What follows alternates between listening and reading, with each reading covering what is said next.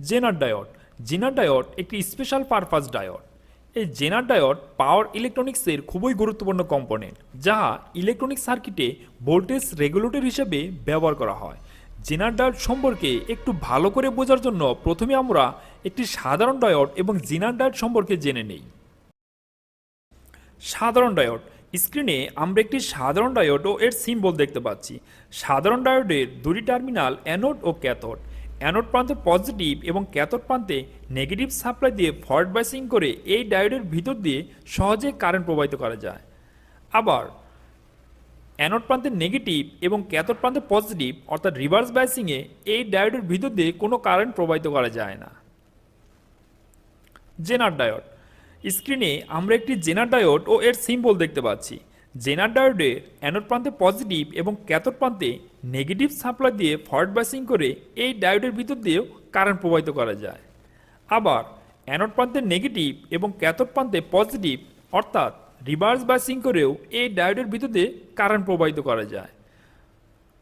অর্থাৎ নর্মাল ডায়োডে শুধুমাত্র forward বাইসিংয়ে current প্রবাহিত করা যায় এবং জেনার ডায়োডে ফরওয়ার্ড বাইসিং এবং রিভার্স বাইসিং দুই বাইসিংয়েই এর ভিতর দিয়ে কারেন্ট প্রবাহিত করা যায়। আর জেনার ডায়োডে ফরওয়ার্ড বাইসিংয়ে সাধারণ ডায়োডের ন্যায় এবং রিভার্স বাইসিংয়ে জেনার ডায়োডের ন্যায় কাজ করে থাকে। পূর্বে আমরা দেখেছি একটি সাধারণ ডায়োডে ফরওয়ার্ড বাইসিং প্রদান করা হলে একটি নির্দিষ্ট ভোল্টেজ পরে ডায়োডের গেট ওপেন হয়ে যায় এবং কারেন্ট সুন্দরভাবে সার্কিটে প্রবাহিত হতে পারে, যার ফলে এলইডি জ্বলে ওঠে।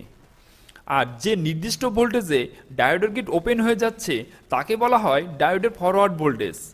ডায়োডটি যদি সিলিকনের তৈরি হয় এর ফরওয়ার্ড ভোল্টেজ 0.7 ভোল্ট, আর ডায়োডটি যদি জার্মানিয়ামের তৈরি হয় এর ফরওয়ার্ড ভোল্টেজ 0.3 ভোল্ট। আর ডায়োডে রিভার্স বাইস প্রদান করা হলে গেট ওপেন হয় না, ফলে কারেন্ট সার্কিটে প্রবাহিত হতে পারে না, ফলে এলইডি অফ থাকে।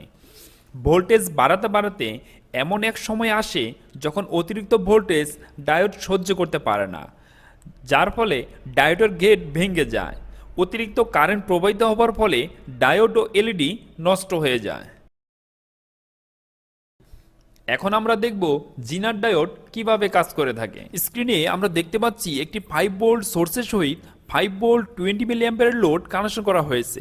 তাহলে আমরা সহজেই এই সোর্স দিয়ে 5 ভোল্ট 20 মিলি অ্যাম্পিয়ারের লোড চালাতে পারবো।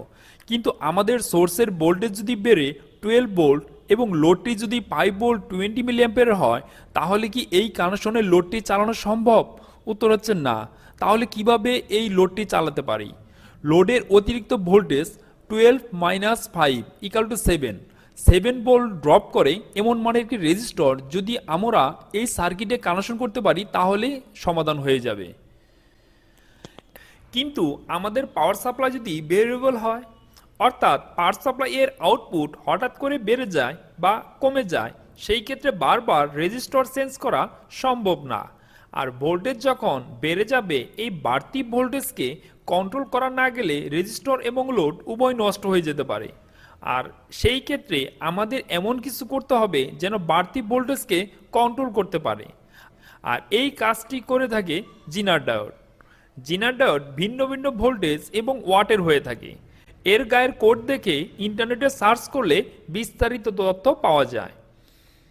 জেনার ডায়োডকে ফরওয়ার্ড বাইসিং করা হলে একটি সাধারণ ডায়োডের ন্যায় কাজ করে। তবে জেনার ডায়োডকে রিভার্স বাইসিংয়ে কাজ করানোর জন্য একটি বিশেষ শর্ত পূরণ করতে হয়।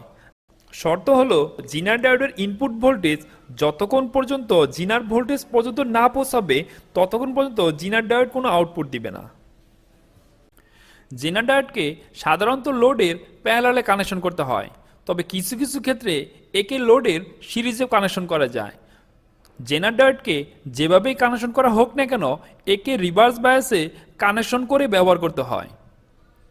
পূর্বে আমরা দেখেছি পাওয়ার সাপ্লাইয়ের আউটপুট বারবার চেঞ্জ হবার কারণে আমাদের লোড নষ্ট হয়ে যাচ্ছিল। আমরা এই সার্কিটের লোডের প্যারালে একটি জেনার ডায়োড ব্যবহার করে সমাধান করতে পারি। আমাদের লোড যেহেতু 5 ভোল্টের, তাই লোডের প্যারালে 5.1 ভোল্টের একটি জেনার ডায়োডকে কানেকশন করেছি, যেখানে পাওয়ার সাপ্লাই বৃদ্ধি হলেও লোডে 5 ভোল্ট থাকে। জেনার ডায়োডকে আরেকটু ভালো করে বোঝার জন্য জেনার ডায়োডকে আমরা একটি টিউবের সাথে তুলনা করেছি। টিউবের মধ্যে একটি গেট আছে। পাওয়ার সাপ্লাই যখন 5 ভোল্ট বা এর নিচে হবে তখন বিদ্যুৎ লোড এবং জেনার ডায়োডের ভিতর দিয়ে যাওয়ার চেষ্টা করবে। যেহেতু জেনার ডায়োডটি 5.1 ভোল্টের, তাই এই ভোল্টের নিচের ভোল্টে জেনার ডায়োডের এই গেটকে খুলতে পারবে না, যার ফলে কারেন্ট জেনার ডায়োডের ভিতর দিয়ে যেতে পারবে না। লোডের ভিতর দিয়ে কারেন্ট সেফলি প্রবাহিত হবে এবং লোডটি অন হবে। জেনার ডায়োডের এই গেট খুলতে যে সর্বনিম্ন ভোল্টেজ লাগে তাকে বলা হয় জেনার ভোল্টেজ। জেনার ভোল্টেজে যে সর্বোচ্চ পরিমাণ কারেন্ট প্রবাহিত হয় তাকে বলা হয় জেনার কারেন্ট। জেনার ভোল্টেজ এবং জেনার কারেন্টের গুণফলই হচ্ছে জেনার ডায়োডের পাওয়ার বা ওয়াট। যখন সাপ্লাই ভোল্টেজ জেনার ভোল্টেজের চেয়ে বেশি হবে তখন জেনার ডায়োড কাজ করবে।